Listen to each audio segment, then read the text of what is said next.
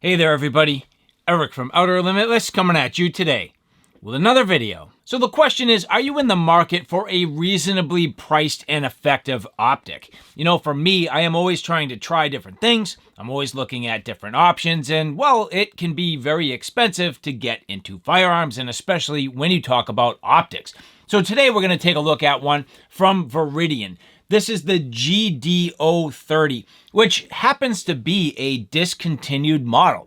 But if you look around, you can get this for a fantastic price. I mean, a fraction of the price for what you would pay for this in and of itself, never mind other more expensive options.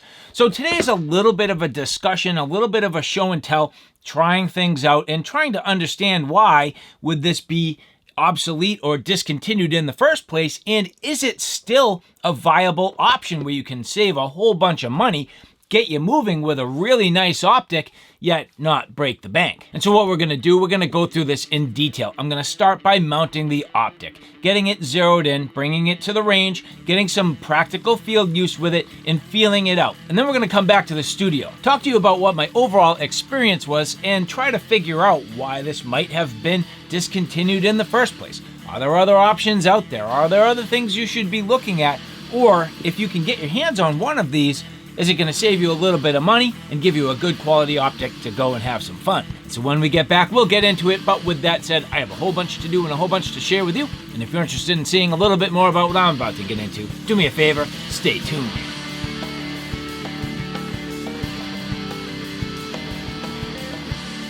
Now before we get too far, if you like what you see here today, do me a favor, take a look in the description box below where you can get more details, where you can get these great Viridian products. In the description box, there are affiliate links. Whenever possible, I'll put discount codes, but if you use those links, it does greatly help the channel. So if you're a supporter of Outer Limitless, thank you very much. I greatly appreciate it.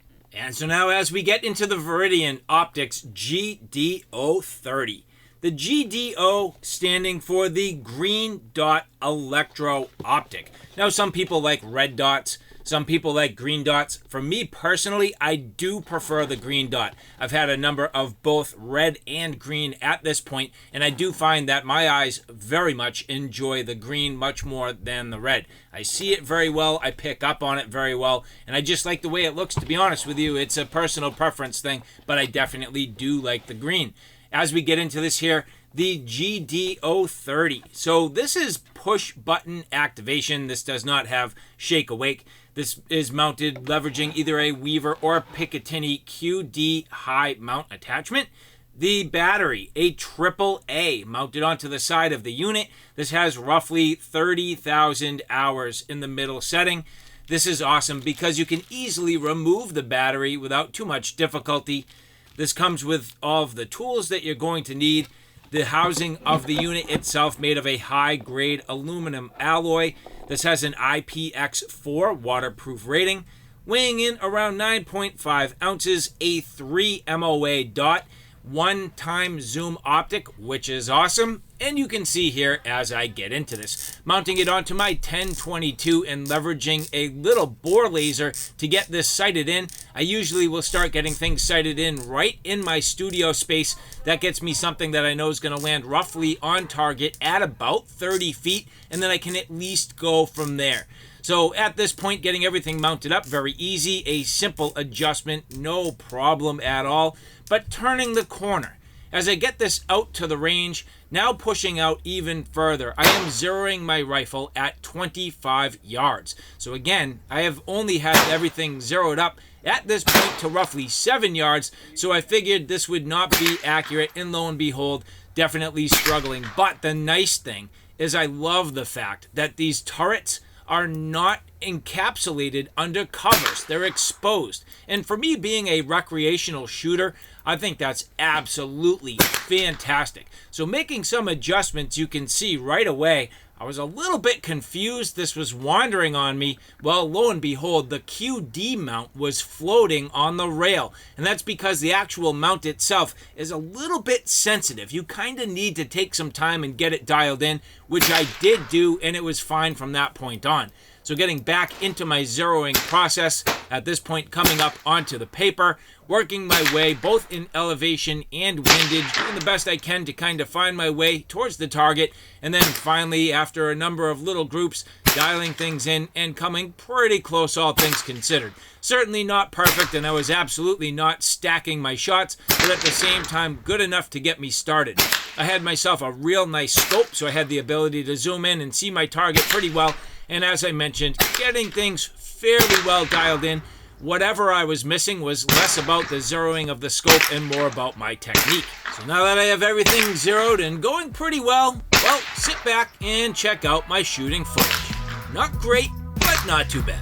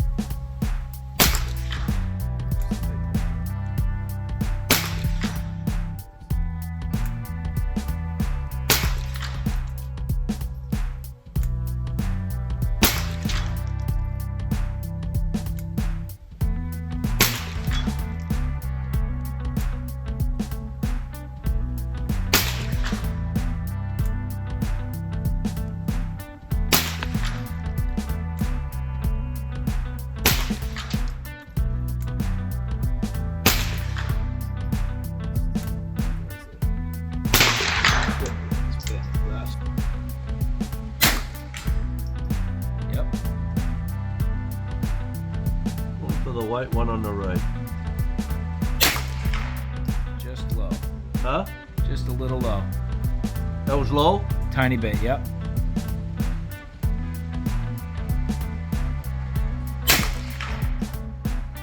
Can't tell.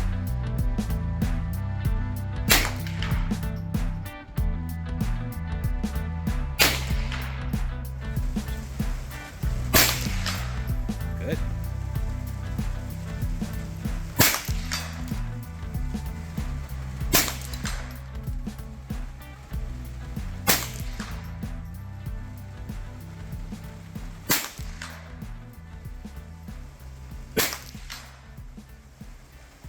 Am I hitting them? Oh yeah.